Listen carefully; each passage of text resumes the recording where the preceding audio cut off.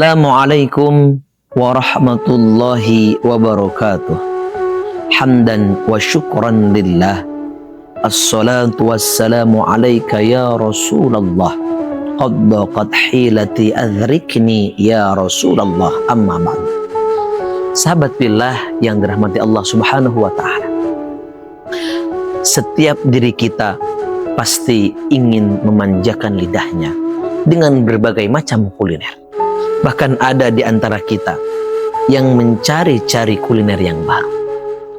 Ketika makanan dan minuman itu dihadapkan kepada kita, namun kondisi kita sedang sakit, lidah pun merasakan sakit, maka makanan dan minuman itu yang tadinya ingin memanjakan lidah kita, justru sebaliknya malah membuat kita enak, malah membuat kita tidak enak dengan makanan dan minuman tersebut. Inilah satu ilustrasi bahwa Allah Subhanahu wa ta'ala menurunkan agama ini adalah kenikmatan. Wa atmamtu alaikum nikmati. Aku sempurnakan nikmatku dengan diturunkannya agama Allah Subhanahu wa ta'ala. Sahabat billah yang dirahmati Allah Subhanahu wa ta'ala, akan tetapi hati tidak akan merasakan ibadah yang Allah perintahkan menjadi sebuah kenikmatan apabila hati kita justru terkena penyakit. Hati kita yang sakit tidak akan berfungsi.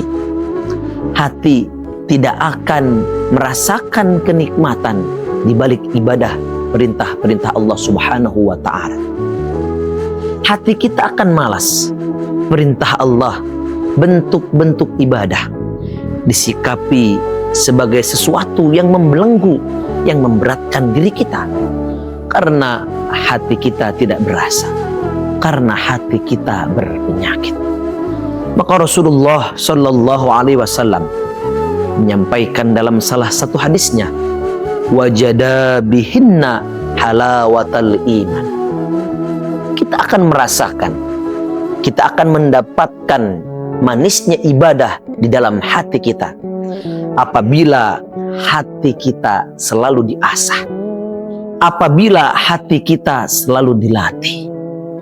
Dalam terminologi ilmu tasawuf, hati kita akan memiliki rasa dengan disebut zauqan, mencicipi. Hati yang mencicipi di balik ibadah kita, sujud kita akan terasa nikmat. Sahabat billah, bahwa kita merasakan betapa kerdilnya kita di hadapan Allah Subhanahu wa ta'ala saat kita sujud. Itulah yang dirasakan oleh Rasulullah Sallallahu Alaihi Wasallam ketika sujud. Ada satu adegan rukun sholat, yaitu sujud. Inilah yang berkesan dalam hati Nabi. Ketika jidat kita, kepala kita turun ke bawah ke tempat sujud, rata dengan kaki kita. Ternyata hati yang mencicipi, di situ dia akan merasakan kenikmatan. Sahabat billah, bahwa kita butuh kepada Allah Subhanahu wa ta'ala. Saat kita sujud, betapa butuhnya diri kita yang hina ini, yang kerdil ini kepada Allah Azza wa Jalla, yang telah menggerakkan seluruh urusan makhluk-makhluknya, termasuk urusan kita yang ada di dalam genggaman Allah Subhanahu wa ta'ala. Hati ini membutuhkan pembersih. Salah satu hati yang tidak berasa dalam kenikmatan ibadah adalah banyaknya kotoran dari perbuatan dosa-dosa kita di masa lalu, termasuk penyakit-penyakit hati yang disampaikan oleh Imam Al-Ghazali. Ada 10 maksiat batin, ada 10 penyakit hati. Salah satunya adalah hubbud dunya, hasad, ujub, takabur. Itulah yang akan membuat hati kita rusak. Itulah yang akan membuat hati kita berpenyakit. dan pada gilirannya hati kita tidak akan memiliki rasa. Ketika kita menjalankan perintah Allah Subhanahu wa Ta'ala, betapa ruginya sujud kita sampai salam dalam sholat. Bahkan bentuk ibadah yang lainnya, menolong orang lain, tapi dia ingin dilihat oleh manusia. Dia ingin mendapatkan pujian dari manusia. Dia ingin mendapatkan penghormatan dari manusia. Maka ibadah kita tidak akan bernilai di hadapan Allah Subhanahu wa Ta'ala.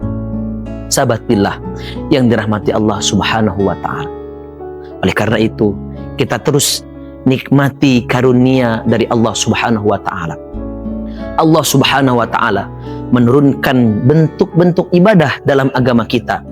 Itu adalah wujud kasih sayang Allah Subhanahu wa Ta'ala kepada hamba-hambanya, supaya hamba merasakan kebersamaan dengan Allah Subhanahu wa Ta'ala, supaya hamba merasakan kedekatan dengan Allah Subhanahu wa Ta'ala dalam segala aspek kehidupan kita.